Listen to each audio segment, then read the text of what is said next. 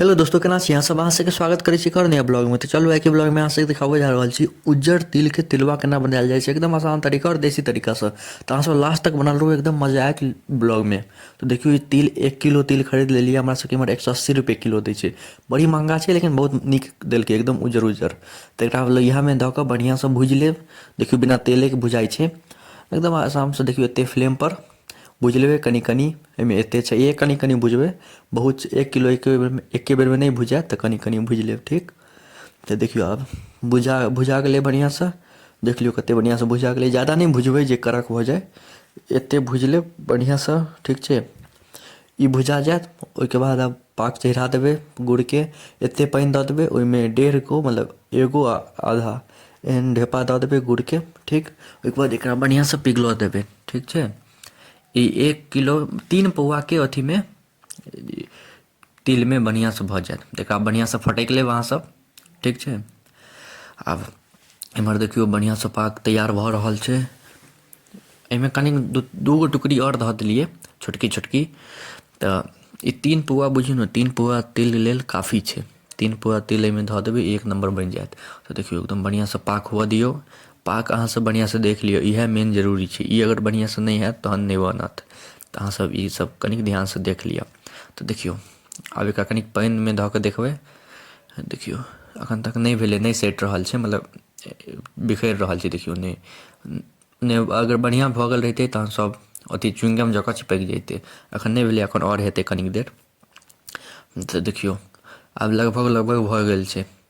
देखियो हुअवला छै एक नंबर। आब एहिमे अपना सब ई भऽ गेल छै। आब एहिमे खसा देबै अपना सब तिल जेकरा भुजने रहिए, ई खसा लेब, ठीक। देखियो पूरा तिल, ई 3 पौआ छै और 1 पौआ हटा लेलिए। 3 पौआ एहिमे काफ़ी छै। तो देखियो अब गैस के बंद कर देलिए। 3 पौआ एहिमे खसा लेलिए। अब बढ़िया से लाइट चारि लेब, जे पूरा गुड़ एहिमे लागि जाए। एकदम बढ़िया से लाइट चारि लेब।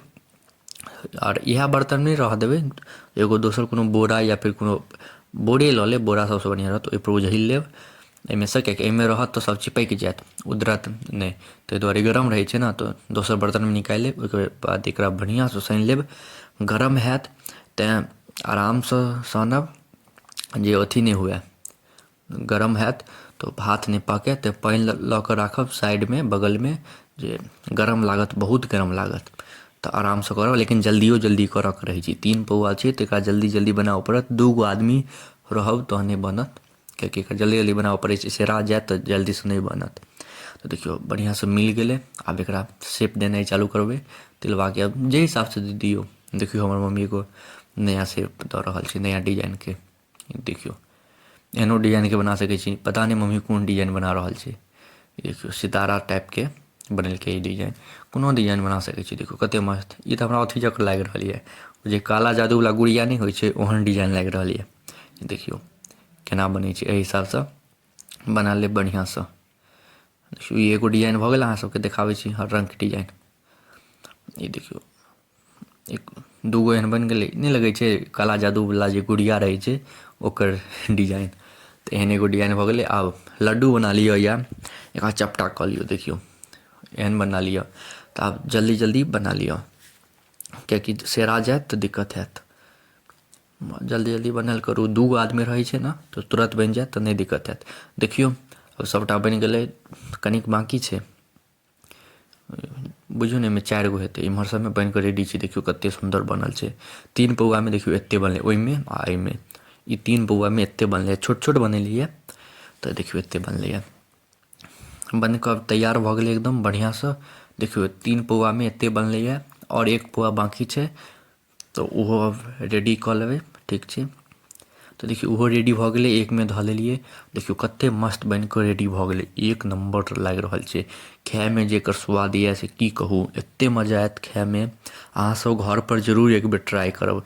हम लाई के, मुरही के लाई और मूंगफली के लड्डू, ई दुनू के ब्लॉग डालि देने छी। एहिके बाद आयत चूड़ा के लाई के ब्लॉग वीडियो। तो अहाँ सब सब्सक्राइब कऽ के राखू, बहुत मजा आयत चैनल पर। तो अहाँ सब बनल रहबै तऽ सब चीज देखायब। तो देखियो कते मस्त बनलै, अहाँ सब घर पे एक बेर जरूर ट्राई करब। एते देर तक देखऽ के लिए धन्यवाद। नीक लागे तो लाइक, कमेंट, शेयर